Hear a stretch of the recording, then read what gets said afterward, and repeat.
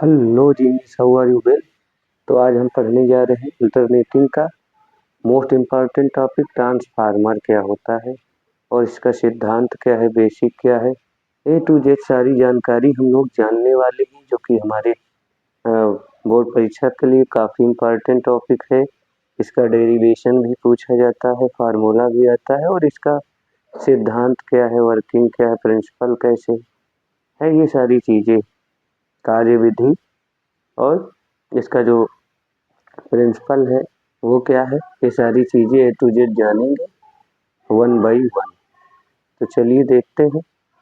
तो ट्रांसफार्मर जो है एक ऐसी डिवाइस होती है जो कि वोल्टेज को कम अथवा अधिक करती है या अन्योन प्रेरण के सिद्धांत पर कार्य करती है। अन्योन प्रेरण के सिद्धांत पर कार्य करती है मतलब म्यूचुअल इंडक्शन के प्रिंसिपल पर वर्क करती है। तो लिखेंगे ये एक युक्ति है जो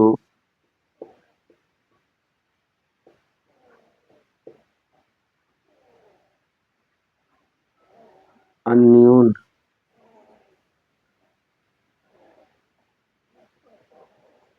प्रेरण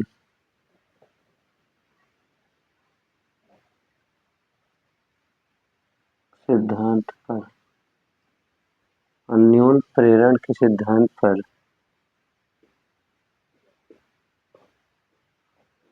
करती है।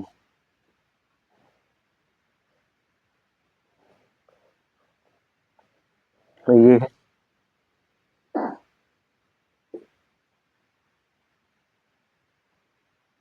प्रत्यावर्ती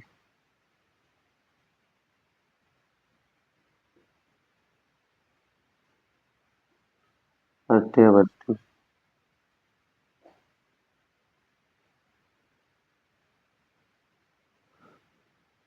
वोल्टेज को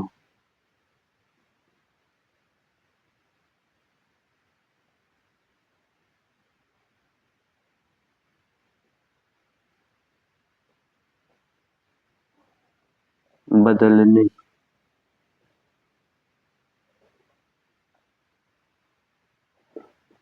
के लिए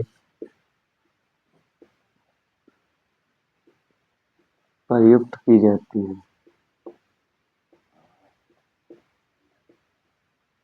अब इसका प्रिंसिपल हम लोग समझेंगे ए टू जेड, बहुत इजी है। प्रत्यावर्ती वोल्टेज मीन्स प्रत्यावर्ती उच्च वोल्टेज को निम्न वोल्टेज में या निम्न वोल्टेज को उच्च वोल्टेज में परिवर्तित करने के कार्य में प्रयुक्त किया जाता है। जैसे हम लोग देखते हैं गाँवों में ट्रांसफार्मर लगे होते हैं, तो हमारे वो अपचाई ट्रांसफार्मर होते हैं। हाई वोल्टेज आती है हमारी 11,000 से, लाइन को वो 220 वोल्ट में मान लो कन्वर्ट करते हैं, तो उसका उपयोग हम लोग करते हैं।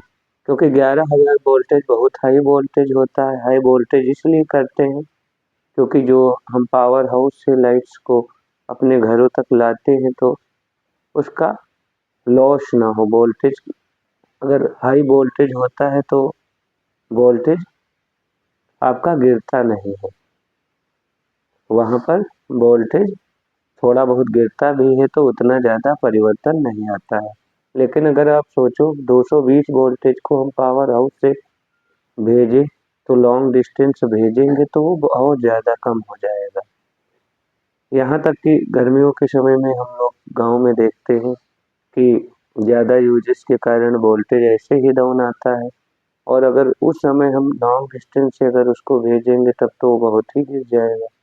इसलिए हम लोग उसको ऊंचाई ट्रांसफार्मर के द्वारा उसका वोल्टेज बढ़ाते हैं पावर हाउस में।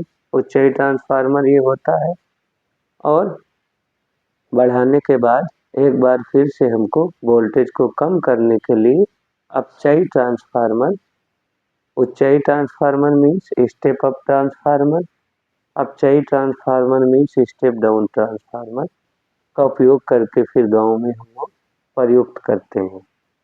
तो यहाँ पर दो प्रकार के ट्रांसफार्मर होते हैं। अब जो उच्चयी ट्रांसफार्मर होते हैं उसमें प्राथमिक कुंडली में मोटे तार के कम फेरे, तांबे के तार में होते हैं मोटे तार के कम फेरे, और द्वितीय कुंडली में पतले तार के अधिक फेरे होते हैं। ये जो प्राथमिक कुंडली होती है इसको हम एसी मेन से जोड़ते हैं, और द्वितीय कुंडली में जो है हमारा जो हम विद्युत वोल्टेज को कन्वर्ट करते हैं वो प्राप्त होता है, चाहे हाई वोल्टेज करें या लो वोल्टेज करें वो मिलता है। अब इसके बारे में हम थोड़ा सा और समझते हैं। तो यहाँ पर अगर हम इसके बारे में अगर वर्किंग की बात करें तो कार्यविधि की बात करें मीन्स वर्किंग,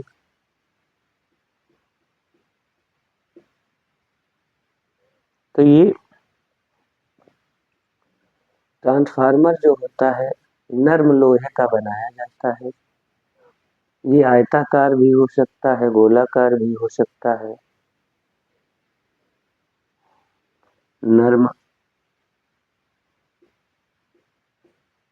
नर्म लोहे का आयताकार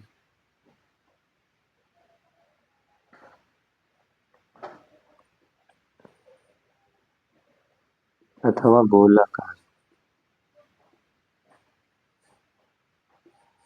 गोलाकार पटलित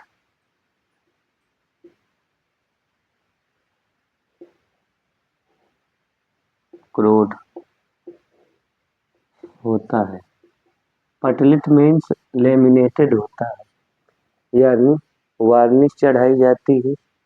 ये जो लोहे का पूरा एक टुकड़ा नहीं होता है उसके बारे में भी हम समझेंगे।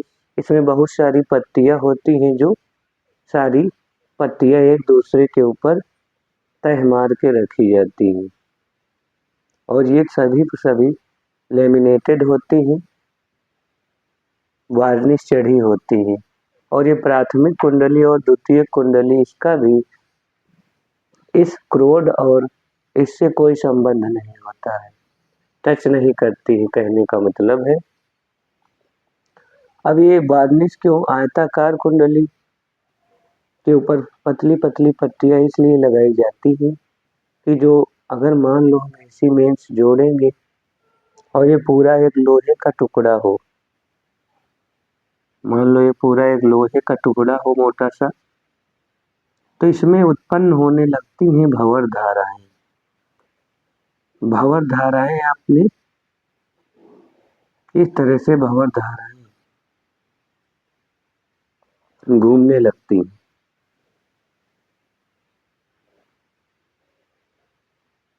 भंवर धाराएं उत्पन्न कैसे होती है?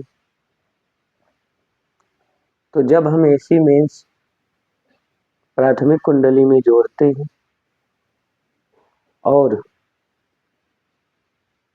यहाँ पर प्राथमिक कुंडली में एसी को जोड़ते हो तो आप जानते हो कि ये कुंडली है, तो कुंडली में जब भी हम प्रत्यावर्ती धारा को प्रवाहित कराएंगे तो चुंबकीय क्षेत्र उत्पन्न होगा, और ये जो क्रोड होती है नर्म लोहे की, ये चुंबकीय क्षेत्र का बहुत अच्छा साथी होता है, यानी लौह चुंबकीय क्षेत्र जो होता है, लौह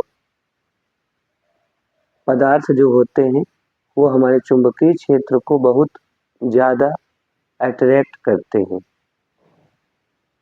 तो जब हम इसमें ये चुंबकीय क्षेत्र उत्पन्न होता है तो एक बार चुंबकन होता है, यानी और अगले हाफ में क्योंकि आप जानते हो एसी ऐसे चलती है इस तरह से। तो मान लो हाफ साइकिल में धारा ऐसे बह रही तो अगले हाफ साइकिल में धारा ऐसे बहेगी, तो चुंबकीय फ्लक्स में लगातार परिवर्तन होगा, क्योंकि कुंडली के अंदर एक बार बार लोहा क्या नर्म लोहा है, तो उसमें चुंबकन और विचुंबकन होगा। जब दूसरी दिशा में धारा बहेगी तो उसके कारण परिवर्ती चुंबकीय क्षेत्र उत्पन्न होगा। और वो परिवर्ती चुंबकीय क्षेत्र करेगा क्या, इसमें एक जो है परिवर्ती चुंबकीय क्षेत्र के कारण आपका विद्युत वाहक बल उत्पन्न होगा, यानी चुंबकीय फ्लक्स स्थापित हो जाएगा। हमने पढ़ा है कि जब भी वैद्युत बल रेखाओं की संख्या के मान में अगर परिवर्तन होता है तो उसमें एक विद्युत वाहक बल उत्पन्न होता है।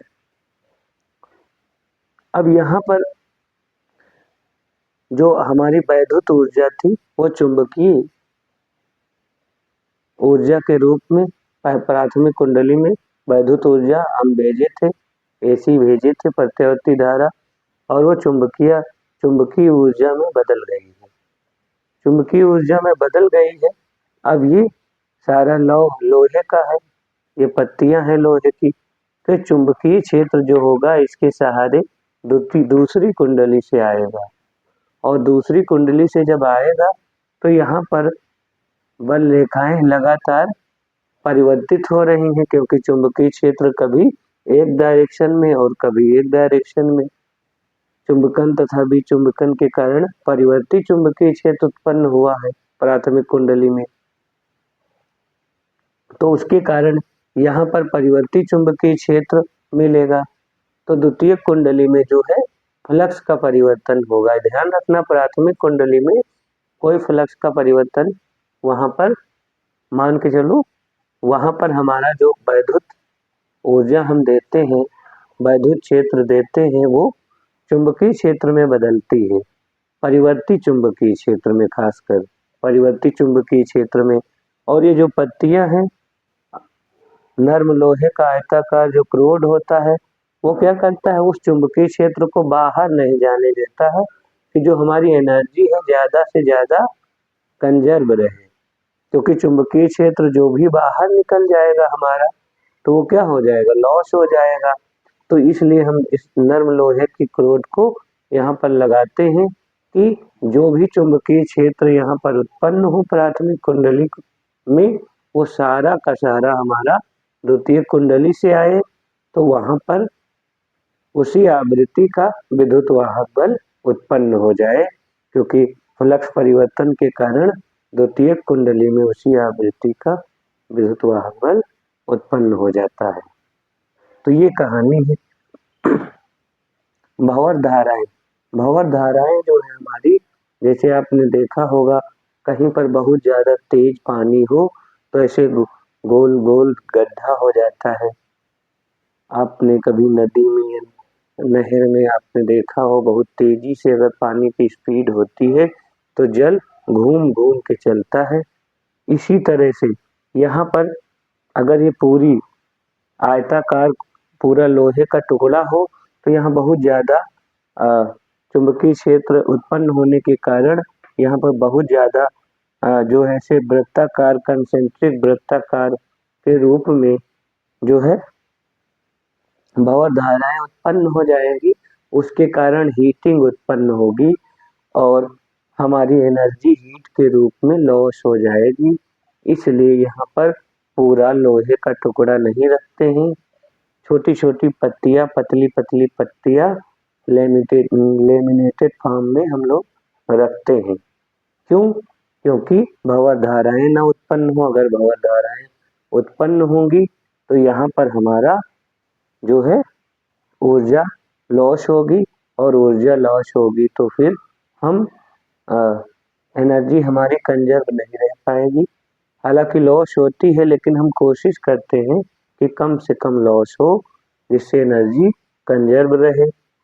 तो ये आप समझ गए होंगे कि जो भंवर धाराएं हैं उनको कम करने के लिए हम ट्रांसफार्मर में बहुत सारी ढेर सारी पट्टियाँ लगाते हैं नर्म लोहे की पतली पतली, जिससे कि भंवर धाराएं कम हो पाए। पत्तियों को हम ऐसे कुछ ई आकार का बनाते हैं। तो ई आकार की पत्तियां जो होती हैं ये यहाँ पर ई आकार की ऐसे पत्तियां एक के ऊपर एक रखते हैं। अब यहाँ पर मान लो भंवर धाराएं उत्पन्न भी हो तो वो ऐसे ऐसे वो लॉन्ग डिस्टेंस पे ऐसे घूम के आएंगे ऐसे, तो उस टाइप से थोड़ी बहुत होंगी तो थोड़ी बहुत हीट होगी, ज़्यादा हीट नहीं होगी, तो हमारा जो ट्रांसफार्मर है वो जलेगा नहीं, वो जलने से बच जाएगा और एनर्जी का लॉस भी कम होगा। क्योंकि यहाँ भी उत्पन्न होती है लेकिन ऐसे गोलाकार साइकिल में नहीं प्राप्त होती हैं, वो दूर जाके बहुत दूर से ऐसे घूम के आती हैं, इस तरह से चलती हैं। तो चलिए आगे देखते हैं इसका प्रिंसिपल क्या है।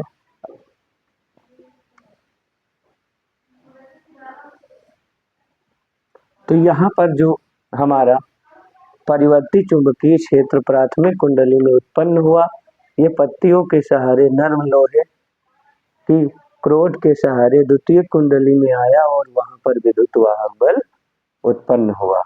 तो नर्म लोहे के आयताकार अथवा गोलाकार पत्रित कोड होता है। इसमें जो है हमारा प्राथमिक कुंडली लिखेंगे, प्राथमिक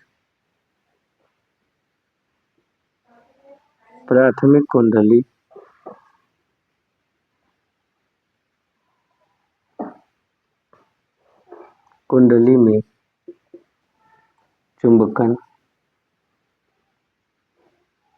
चुंबकन तथा प्राथमिक कुंडली में प्राथमिक कुंडली को एसी मेन से जोड़ते हैं। प्राथमिक कुंडली को एसी मेंस से जोड़ते हैं। तो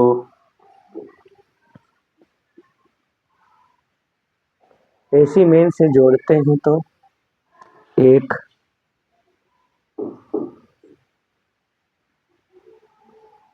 परिवर्ती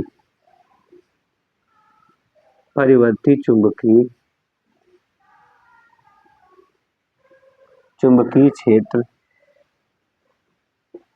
क्षेत्र उत्पन्न हो जाता है,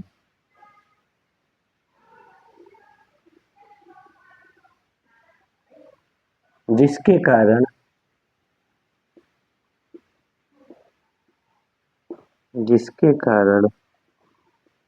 उसी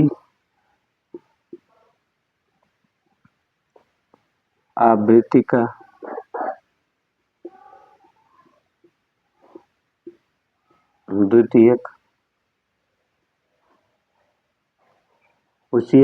का द्वितीयक कुंडली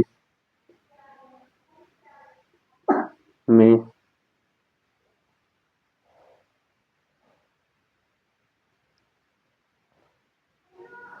फ्लक्स परिवर्तन के कारण विद्युत वाहक बल उत्पन्न हो जाता है। विद्युत वाहक बल इलेक्ट्रोमोटिव फोर्स उत्पन्न हो जाता है।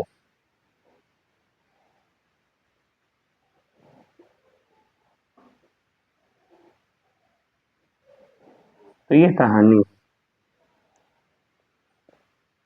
विद्युत वाहक बल उत्पन्न हो जाता है। अब हम आगे की कहानी ये है कि माना प्राथमिक कुंडली में एक फेरे से बद्ध चुंबकीय फ्लक्स फाई है,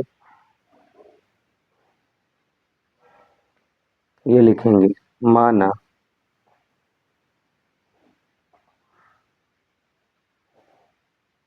प्राथमिक कुंडली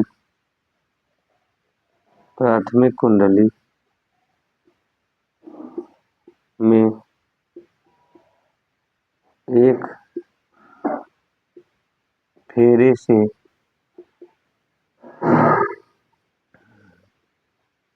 बद्ध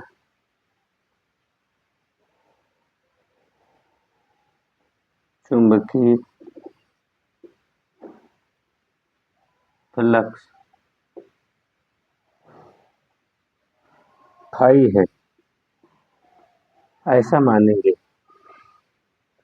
तो हम प्राथमिक कुंडली में सपोज करके चलेंगे कि n फेरे हैं, तो कुल चुंबकीय फ्लक्स जो होगा हमारा क्या हो जाएगा, n इंटू 5 हो जाएगा।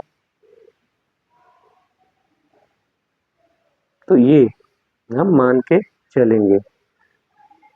इसी प्रकार से द्वितीय कुंडली में भी लेंगे।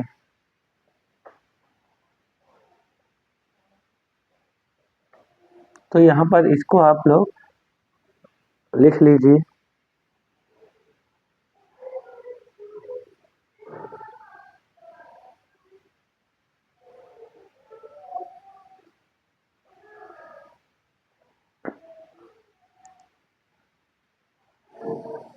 मिटा रहे हैं तो आगे की कहानी और समझेंगे, इसका डेरिवेशन देखना है ना।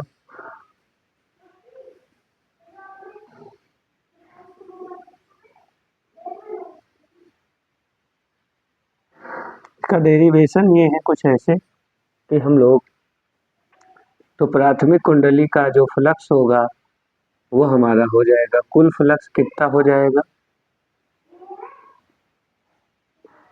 कुल चुंबकीय फ्लक्स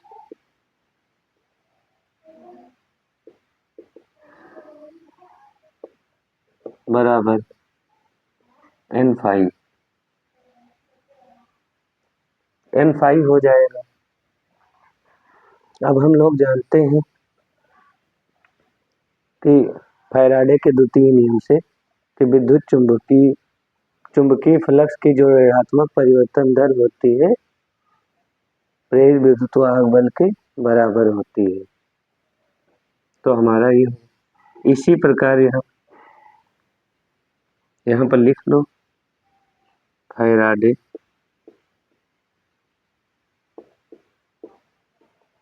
के विद्युत चुंबकीय प्रेरण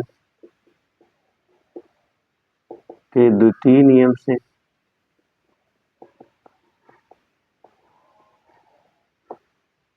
प्रेरित,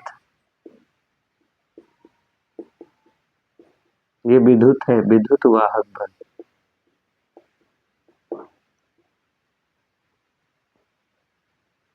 ईपी अगर लिखें तो हमारा हो जाएगा -n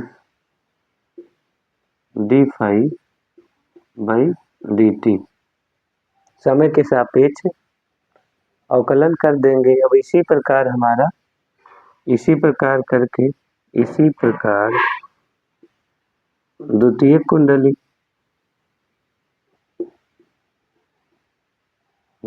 कुंडली में प्रेरित विद्युत वाहक बल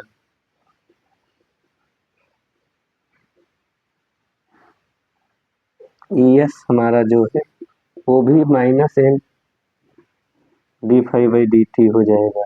इक्वेशन 1 और 2 ये हो गई। बस हमको करना क्या है, यहाँ पर थोड़ा सा ये भी याद मान लीजिए कि जो फेरों की संख्या है यहाँ पर NS है और यहाँ पर NP है, क्योंकि प्राथमिक में NP हम लोग लेंगे, प्राइमरी कहते हैं ना, और द्वितीयक में NS लेंगे। तो यहाँ पर हम NP लिख लें और यहाँ पर NS लिख लें। तो इसको हम डिवाइड करेंगे इक्वेशन 1 को और 2 को 1 से। तो हम जैसे 2 को 1 से करेंगे तो ES बटे EP बराबर हमारा ये सारा कट जाएगा, माइनस से माइनस कट जाएगा, तो NS अपान NP आ जाएगा। ये यहाँ लिख लेना इक्वेशन 2 डिवाइडेड 1। तो इक्वेशन 2 को 1 से हमने डिवाइड किया, सारा कट जाएगा, ये फार्मूला आ गया हमारा। हम मान लेते हैं कि जो प्राथमिक कुंडली है उसमें जो बाह्य प्रतिरोध है वो नगण्य है, तो सिरों के बीच जो लगाया गया विभवांतर है वो विद्युत वाहक बल के बराबर होगा। तो इस तरह से, और द्वितीय कुंडली जो है वो खुली है, तो वहां पर द्वितीय कुंडली में विद्युत वाहक बल विभवांतर के बराबर होगा। तो वहां पर भी ये हमारा जो BS है और ये जो BP है ये भी इसके बराबर हो जाता है। यहाँ एक लाइन लिखनी होती है। तो ये हमारा जो फार्मूला होता है ये R के बराबर होता है। R क्या होता है? परिनमन अनुपात होता है, यानी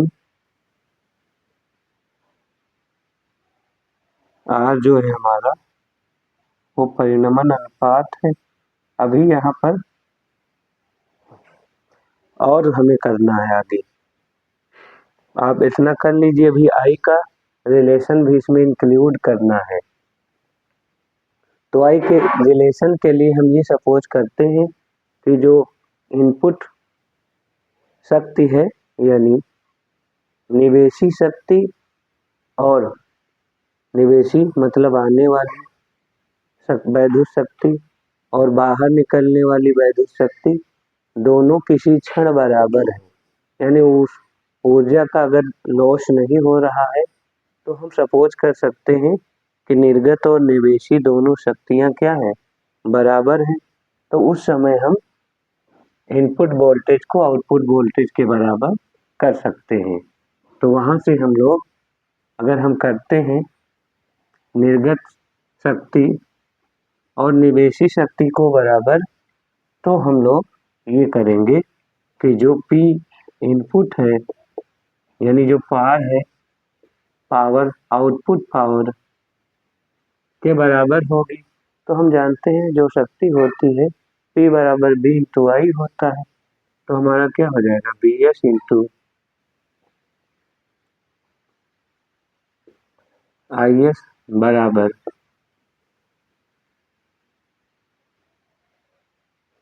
इनपुट की बात करें तो प्राइमरी की बात करोगे ऐसे, आउटपुट मतलब बाहर निकलने वाली शक्ति, तो BS इंटू IS, क्योंकि हम लोग जानते हैं फार्मूला P बराबर B इंटू I होता है, तो वहां से रखेंगे।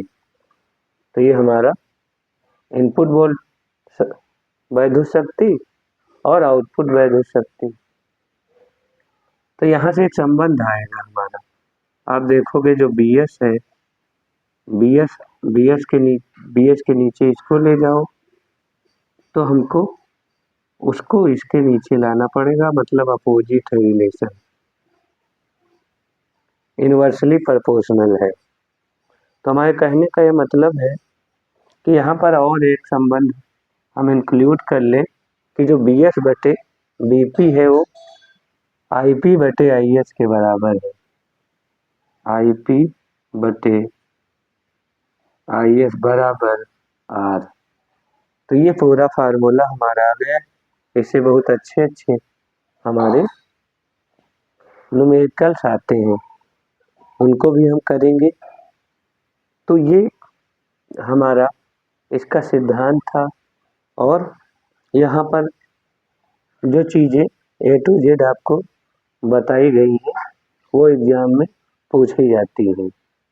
तो वर्किंग में आप ही याद रखिएगा इसका प्रिंसिपल क्या है, इसमें नर्म लोहा क्यों लगाया जाता है, पतली पतली पट्टियाँ क्यों लगाई जाती हैं, भंवर धाराएं क्यों उत्पन्न होती हैं, और भंवर धाराओं को हम कैसे कम कर सकते हैं, प्राथमिक कुंडली में परिवर्तित चुंबकीय क्षेत्र क्यों उत्पन्न होता है, द्वितीय कुंडली में उसी आवृत्ति का विद्युत वाहक बल उत्पन्न हो जाता है, उच्चई ट्रांसफार्मर में हमारे प्राथमिक कुंडली में मोटे तार के कम फेरे और द्वितीय कुंडली में पतले तार के अधिक फेरे होते हैं, ये सारी चीजें। और अपचयी ट्रांसफार्मर में उल्टा हो जाएगा, अपचयी ट्रांसफार्मर में प्राथमिक कुंडली में जो है अधिक फेरे और द्वितीय कुंडली में कम फेरे हो जाएंगे, ऐसे हो जाएंगे। अगर अपचाई ट्रांसफार्मर की हम लोग बात करें तो अपचाई ट्रांसफार्मर हम लोग हर जगह गली मोहल्ले में देखते हैं। अपचाई ट्रांसफार्मर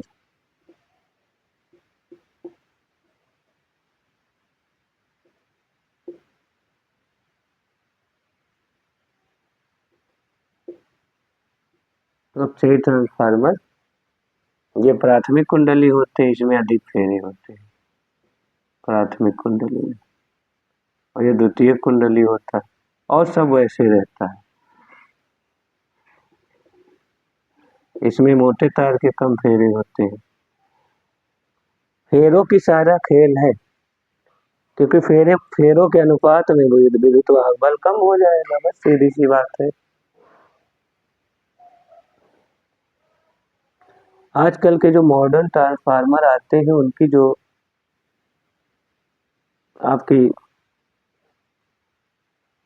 शक्ति होती है, आपका जो क्षमता होती है वो बढ़िया होती है। ये सारा जो सिस्टम होता है इसको अंदर बंद करके इसमें आयल भरा जाता है, उसका नाम होता है नैपथीन आयल, जिससे ये ज्यादा कंजर्वेटिव रह सके।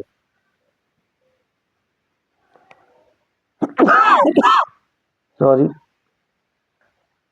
तो हम लोग यहाँ पर मान लो इसके सवाल भी आते हैं हमारे यहाँ पर। एक टॉपिक और है हमारा, वो टॉपिक है हमारा दक्षता। ट्रांसफार्मर की हम दक्षता कैसे निकालेंगे।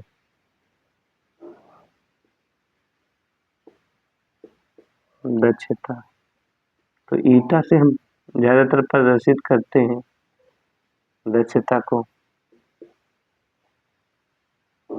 निर्गत वोल्टेज पी आउटपुट अपान पी इनपुट, ये फार्मूला है सीधा सा, यहाँ लिख लो।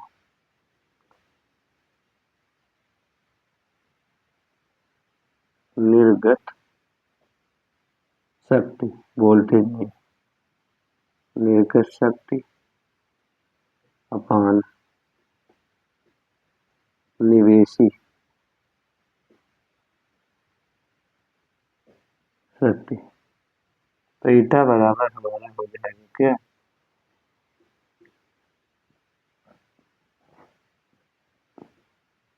B S into I S upon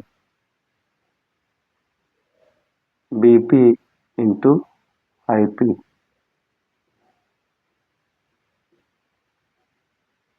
BP into I P, यहाँ से हमारा परसेंटेज निकल आता है। आजकल के जो ट्रांसफार्मर आते हैं उनकी दक्षता लगभग लगभग 90% तक भी होती है, हो सकती है।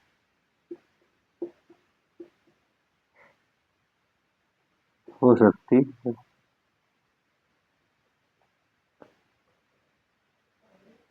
तो हमारा ये है टॉपिक।